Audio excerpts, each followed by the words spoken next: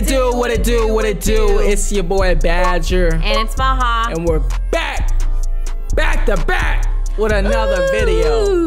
I feel like every time we do this intro, we always got something new to say. Yeah. Back to back. We're back again with another reaction video. Man, today, you know, we saw this video and looked really interesting. We're reacting to the most dangerous jobs in human history by this YouTuber called Kelvin.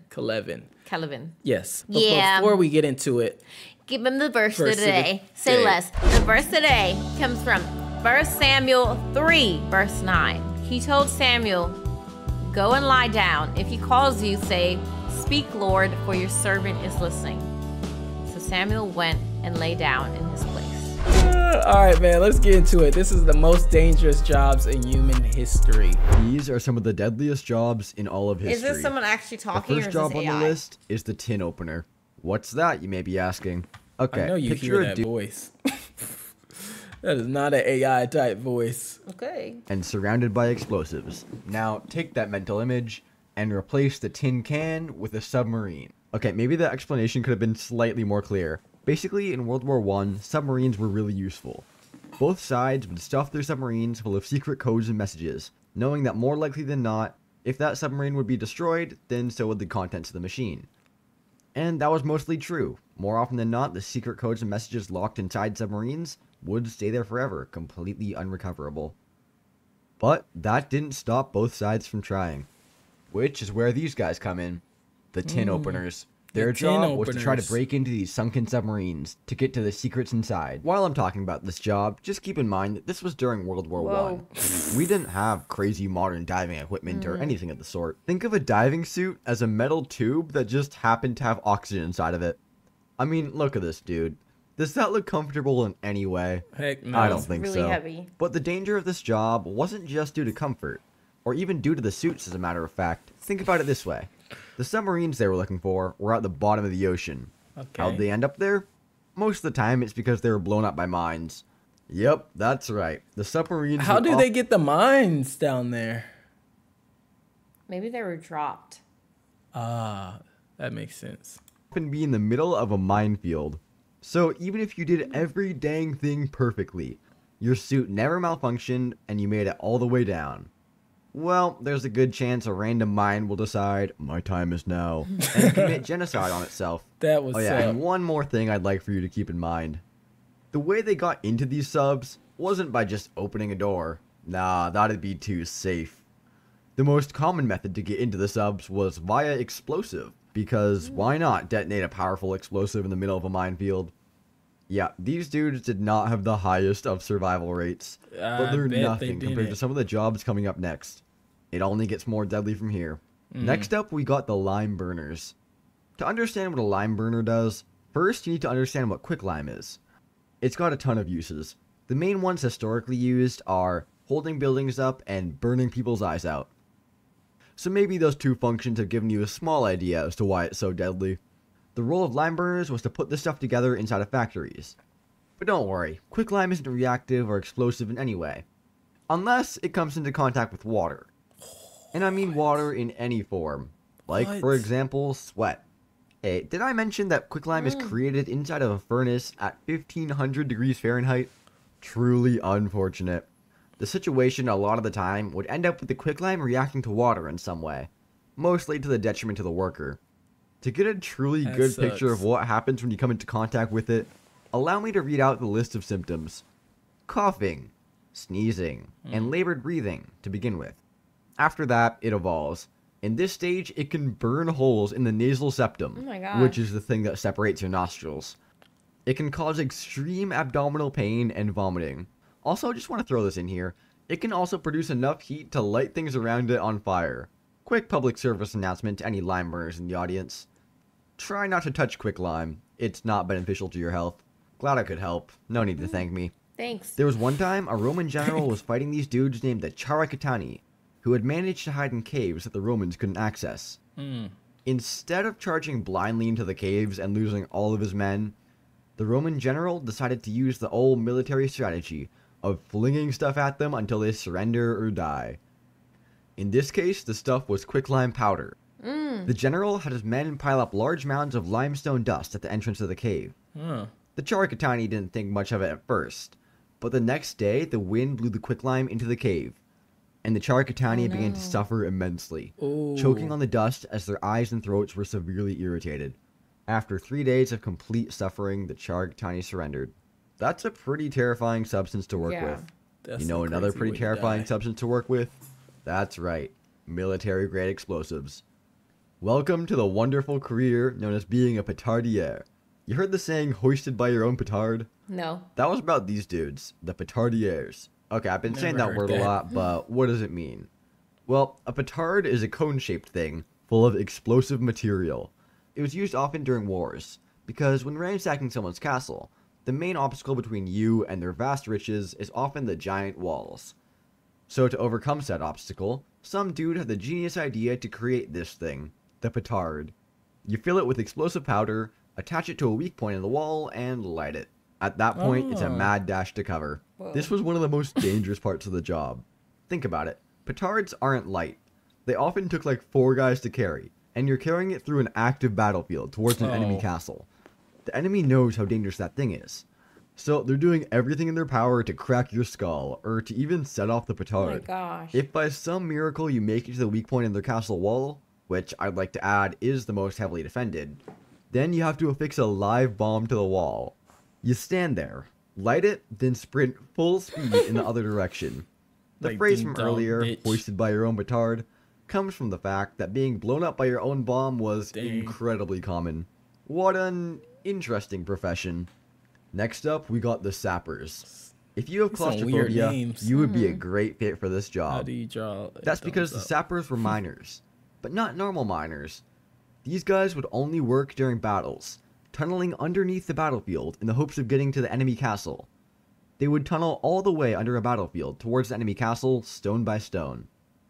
As they went, they would support the tunnel with wooden beams to prevent it from collapsing. Once they got there, they would just start removing the foundation stones to try to destroy the castle. Once they removed enough, they would light a fire and burn down the wooden timbers holding Dang. up the tunnel, then sprint out of there as the tunnel collapsed. These guys were actually some of the most effective fighters on the whole battlefield. That's actually But smart. maybe you can see where some of the danger lay. So many times the tunnel would just collapse on the sappers, crushing them in tons of dirt and rock. Yeah, I didn't think about that either. Even when the tunnels didn't collapse, there were plenty of other threats. First of all, if the enemy found your tunnel, you're definitely screwed, since Yes. there's literally no escape. Second, enemy sappers are also a threat. Both sides knew how useful this tactic was, so they both used sappers. And on occasion, these miners would discover each other. And at that point, the battle was bloody. Most often, being discovered meant death for the sappers, as enemies would just enter the tunnels and kill them. Ooh. Turns out that this was actually the best and maybe only defense against them. Yeah, being a sapper was insanely deadly, but unfortunately miners weren't very well respected in the military. So not only did they die incredibly often, they also weren't held in high esteem. Yeah, go dig your tunnel, dirt boy. Being a sapper sounds pretty terrible, So but you at least died it for wasn't as nothing. horrifying as this next one. Welcome to the wonderful world of being a plague body collector. Oh. Europe, Yo, you mid-1300s. definitely dying. The Black Plague The hits Black the continent like a Plague, truck, the Black Death. filled with plague. People were dying by the thousands of thousands, otherwise known as the millions. As bodies piled up in what? streets and houses, the job of moving those bodies out of cities fell upon one group of people, a heroic bunch known as the body collectors. And yes, it's exactly as glamorous as it sounds. The job consisted of breaking into dead people's homes, checking for said dead people, grabbing the corpses, loading them onto a cart, and then moving on to the next house. There were a shit ton of bodies to collect during the Black Plague. Ironically, body collection was one of the most stable careers around that time because everyone was dying to Yeah, I was about plague. to say. It was a bit of a trend. Unfortunately for the body collectors, it wasn't all sunshine and rainbows. Who knew, right? The funny thing about the Black Plague was that it spreads insanely fast and efficiently. And if you're coming into contact with bodies all day, things don't look too good for your survival No kidding. odds. A ton of body collectors would die from the plague. Dang. And let me tell you, it was not pretty. The main sign of the bubonic plague was buboes. The victim would be covered in these black spots that were filled with pus. and that would occasionally explode. As the plague attacked your body and your condition reached critical levels, you would start to cough blood before a final seizure would take you down. So yeah, pretty lovely stuff. One of the main strategies of the body collectors was known as corpse lasagna, whereby they dug an incredibly deep pit. Then they'll throw corpses into said pit, then throw dirt on them. Then they'd add more corpses, and so on until the pit is filled. Then they do it again, hence the name, lasagna. Despite all the horrors, being a body collector... Right, imagine, like, you having a house over this, and you don't even know that bodies of the block paid or is under your house. That's scary to think about. It was a very desired job. Not for the safety and fun of the job itself, but because those dudes got paid so much. Dang. I mean, you'd have to be paid a ton to do a job with a 90% chance of horrifying death. Yeah, being a body collector was a cruel and thankless job. But you know what? At least people weren't actively trying to kill you. Which, unfortunately, was the case with our next job. Okay, maybe they weren't trying to kill you specifically, but maybe indirectly. That's because our next job is food taster. This was a person that would be assigned to someone who might be the target of assassinations. Before every meal, the food taster would, guess what? Taste a bit of said person's food. The point was to see if the food was poisoned. And if it was, things wouldn't fare too well for the food taster. I could not do that, to get to the king, they'd have to get through his food taster first. Which wasn't that hard because they're just dudes, and those dudes died a lot. Kings would burn through food tasters like crazy. Oh my god. There was one interesting story involving Cleopatra and a food taster.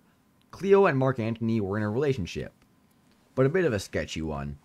You know, the classic troubles new couples go through. She was a bit of a maniac. He was worried she wanted to kill him. Little stuff like that. But never fear, because dearest Cleo had a solution to his worries. See, Mark Antony had a food taster. And remember, food tasters aren't rich, so therefore, they don't matter.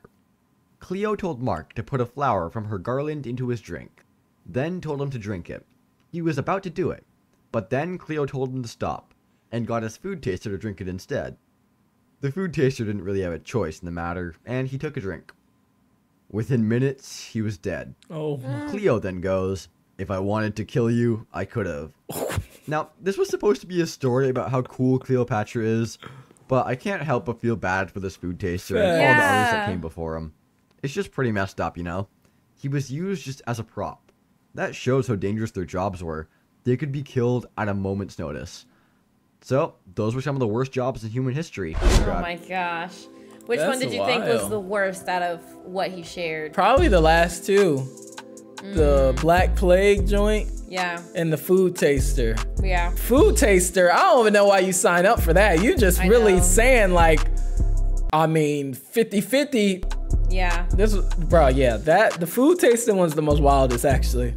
I would say the food taster. Yeah, I think the craziest is the food taster. I think the most stupid job that I heard was the Petarder. The people that put the bombs on the castle? Yeah. Who put the bombs and run away.